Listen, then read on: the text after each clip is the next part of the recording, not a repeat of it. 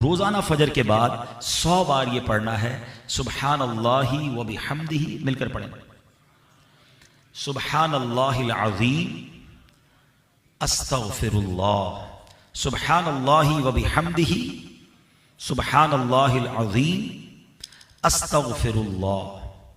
اچھا، یہ رزق جو ہے نا، یہ اللہ کی ایک قرآن پاک کا واقعہ اور اس سے ملنے والا سبق حاصل کرتے ہیں۔ آج ایک بڑا ہی عجیب و غریب بھی اور دردناک واقعہ بھی ہے۔ نبی پاک علیہ الصلوۃ والسلام سے ہم سب کو بے انتہا محبت ہے اور یہ ایمان کی جان ہے۔ نبی پاک سے محبت نہیں تو ایمان بھی کمپلیٹ نہیں ہوتا۔ اور جب نبی پاک علیہ الصلوۃ والسلام کو تکلیف پہنچے یا نبی پاک علیہ الصلوۃ والسلام کو کسی طرح کی کوئی ایذا پہنچے تو یقیناً جب امتی اس کو پڑھتا ہے، سنتا ہے تو دل پر بھی تکلیف ہوتی ہے۔ ایک ایسا ہی واقعہ جس میں ہمارے آقا علیہ الصلوۃ والسلام کو تکلیف پہنچائی گئی، نبی پاک علیہ الصلوۃ والسلام پر جادو کیا گیا۔ ناظرین، آج یہ واقعہ ہم سنیں گے اور یہ قرآنی واقعہ ہے اور اس کے ذریعے بہت ساری باتیں بھی سنیں گے۔ جادو کے بارے میں بڑے مسکنسیپشن ہیں لوگوں کے ذہنوں میں اور سمجھتے ہیں کہ جادو کا توڑ کرنے کے لیے بڑے عجیب و غریب عمل کرنے پڑیں گے، بڑے گناہوں والے کام کرنے پڑیں گے، اللہ کی ناراضگی والے کام بھی لوگ کرنے کے لیے تیار ہو جاتے ہیں، حرام اور ناجائز کام کرنے کے لیے تیار ہو جاتے ہیں اور سمجھتے ہیں کہ اس سے جادو سے بچا جا سکے گا۔ البتہ جادو کروانے کے لیے بھی لوگ بڑے ہی ناجائز اور حرام کام کرتے ہیں جو کہ جہنم میں لے جانے والے کام ہوتے ہیں۔ اللہ مجھے اور آپ کو ہمیشہ جادو ٹونے آصف سے محفوظ رکھے، ہر قسم کی بلاؤں سے محفوظ رکھے۔ اور آج قرآن کے ذریعے سمجھیں گے کہ جادو کا علاج کیا ہے، جادو ہو جائے تو بچا کیسے جا سکتا ہے، اور نبی پاک علیہ الصلوۃ والسلام پر جب جادو ہوا تھا، جادو کرنے کی کوشش کی گئی تھی، اس کا نتیجہ کیا نکلا۔ ناظرین، توجہ کے ساتھ آپ نے سلسلے میں شامل رہنا ہے۔ روایت یہ ہے کہ لبید بن عاصم یہودی اور اس کی بیٹیوں نے نبی پاک علیہ الصلوۃ والسلام پر جادو کر دیا، جس کا اثر پیارے آقا علیہ الصلوۃ والسلام کے جسم پر نمودار ہوا۔ طبیعت شریف جو ہے وہ کچھ ناساز ہونے لگی، آپ کے قلب، آپ کی عقل مبارک اور آپ کے اعتقادات پر کوئی اثر نہ ہوا، صحت مبارک پر تھوڑا سا اثر ہوا۔ چند روز بعد حضرت جبریل امین بارگاہ رسالت میں حاضر ہوئے اور عرض کی، یا رسول اللہ صلی اللہ تعالی وسلم، ایک یہودی نے آپ صلی اللہ تعالی وسلم پر جادو کر دیا ہے اور جادو کا جو سامان ہے وہ فلاں کنویں میں ایک پتھر کے نیچے دبا ہوا ہے۔ سرور کائنات علیہ الصلوۃ والسلام نے حضرت علی مولائے کائنات شیر خدا کرم اللہ تعالی وجہ الکریم کو بھیجا۔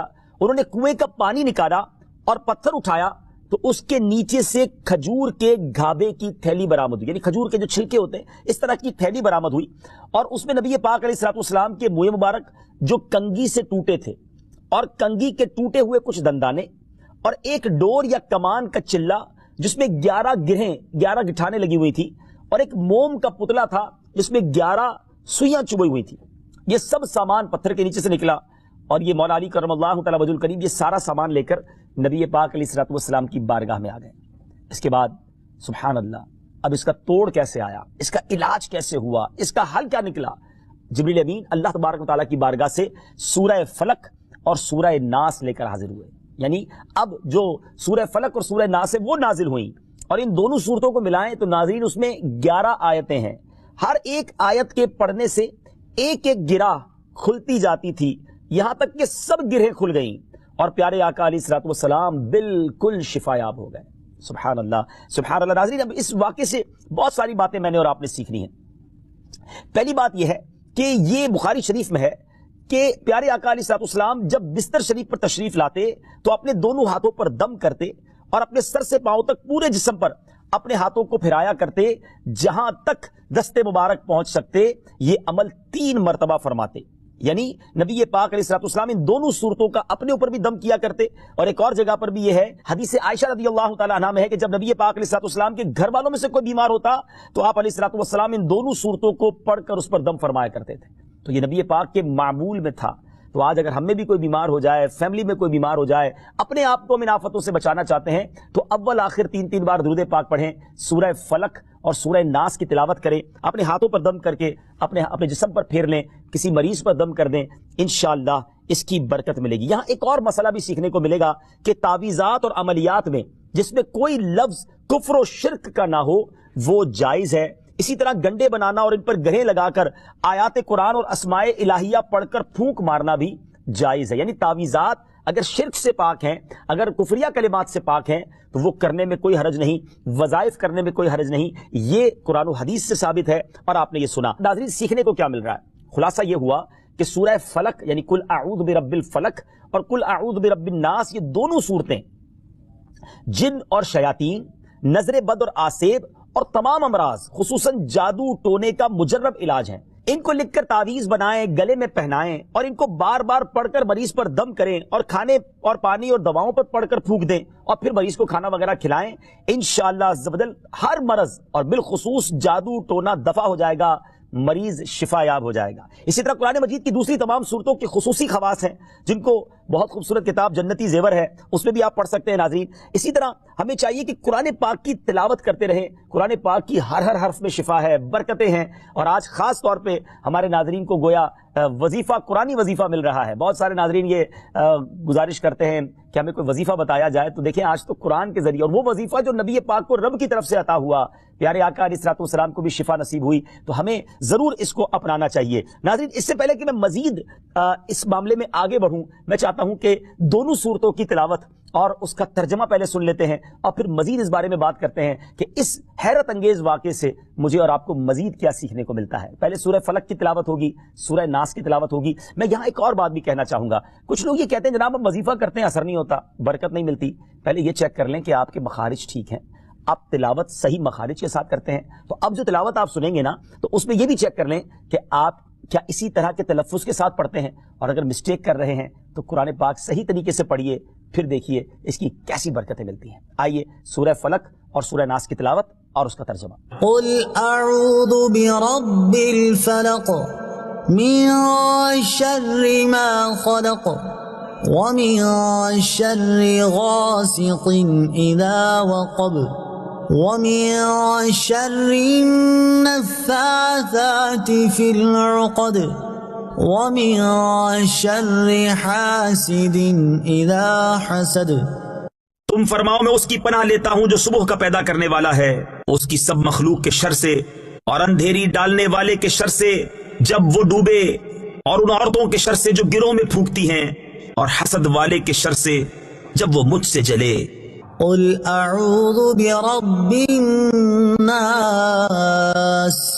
ملک الناس الہ الناس من شر الوسواس الخناس الذي يوسوس في صدور الناس من الجنة والناس۔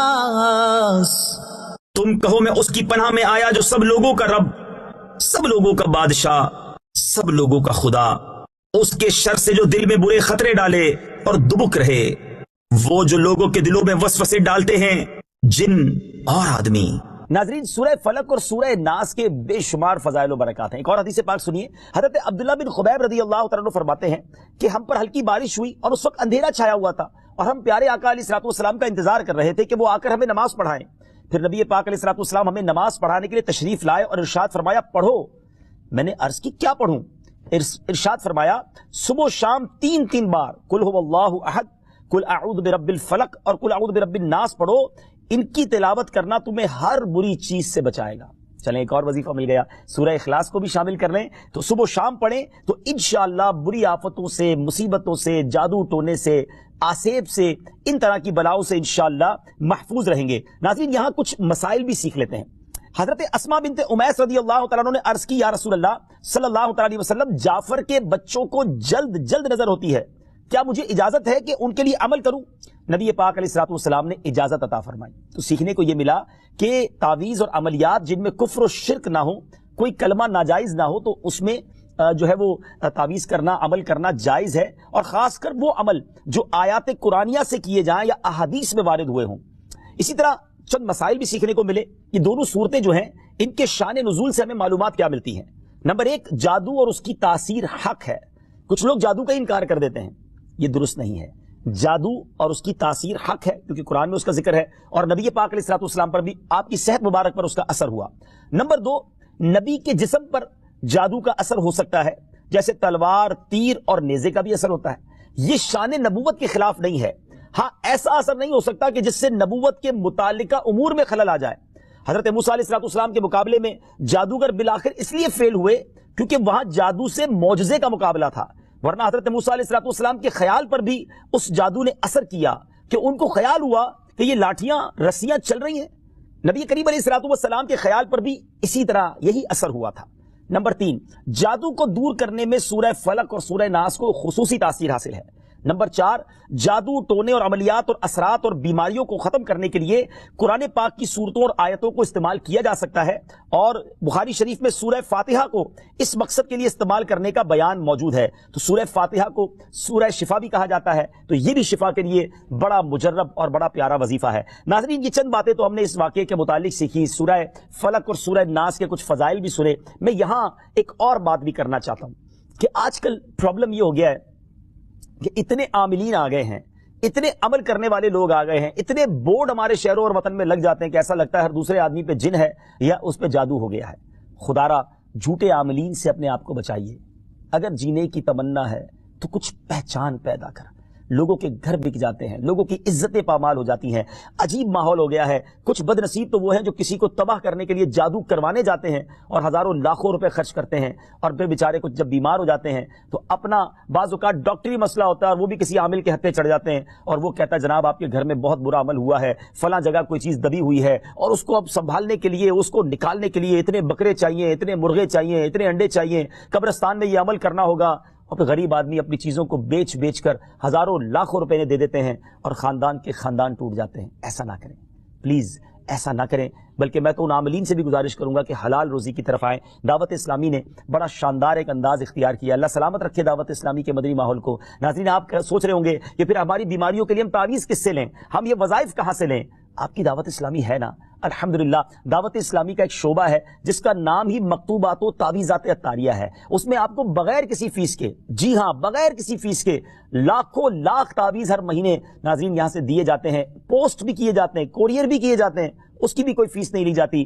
تو یہ تعویذات آپ دعوت اسلامی کے مرکز سے رابطہ کر کے لے لیجیے. آن لائن تعویذات کی سروس بھی موجود ہے. حالانکہ دعوت اسلامی کا اس ڈپارٹمنٹ پر لاکھوں کروڑوں روپے خرچ ہو رہا ہے، مگر اس لیے اس کو فری رکھا ہے تاکہ امت کے لیے آسانی ہو.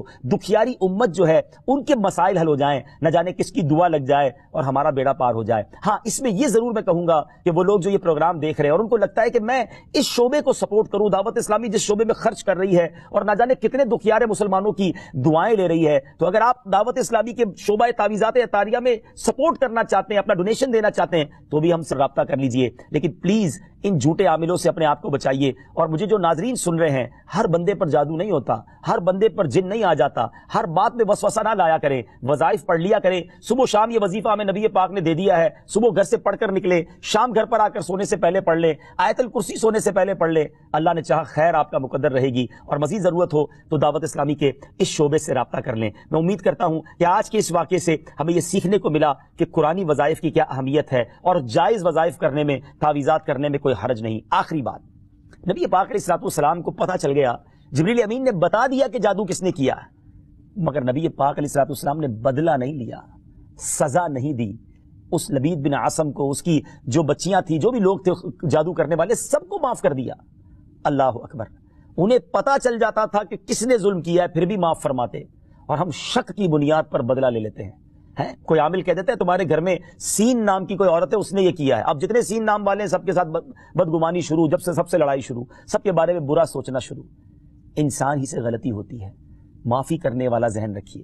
معاف کریں گے اللہ تعالیٰ آپ کو معاف کر دے گا. رحم کریں گے آپ پر رحم کیا جائے گا. اللہ مجھے اور آپ کو نبی پاک علیہ الصلوۃ والسلام کی اس مبارک سیرت سے سیکھنا نصیب فرمائے کہ اگر کسی سے غلطی ہو بھی گئی ہے، کسی نے ہمارا برا چاہا بھی ہے اور پتہ بھی چل گیا ہے، تو معاف کرنا اللہ کو بڑا پسند ہے. مشکل ضرور ہے، دل چاہتا ہے میں بھی بدلہ لوں، لیکن مزہ بھی تو یہی ہے نا کہ دل چاہ بھی رہا ہے، غلط بھی کیا ہے سامنے والے نے، اور میں بدلہ لے بھی سکتا ہوں، پھر بھی اللہ کی رضا کے لیے معاف کر دیں اور اس نیت سے معاف کریں، میرے مالک میں تیرے بندے کو معاف کر رہا ہوں، تو مجھ گناہگار کو معاف فرما دے. اللہ کریم ضرور کرم فرمائے گا. اور یہی اسلام کی خوبصورتی ہے.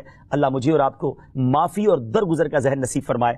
ہمارے سلسلے پیغام قرآن میں ہم یہی کوشش کرتے ہیں کہ قرآن پاک سے کوئی میسج، کوئی پیغام آپ کی طرف بڑھایا جائے. تو آج الحمدللہ آپ کے لیے یہ پیغام تھا کہ قرآن پاک پڑھیے، اس پر عمل کیجئے، اس کو پڑھ کر اپنے اوپر دم بھی کیجئے، اور پھر کسی سے غلطی ہو جائے تو معاف بھی کیجئے. وقت ہوا ہے ایک اگلے سیگمنٹ کا، جس کا نام ہے تعارف قرآن. پیغام قرآن.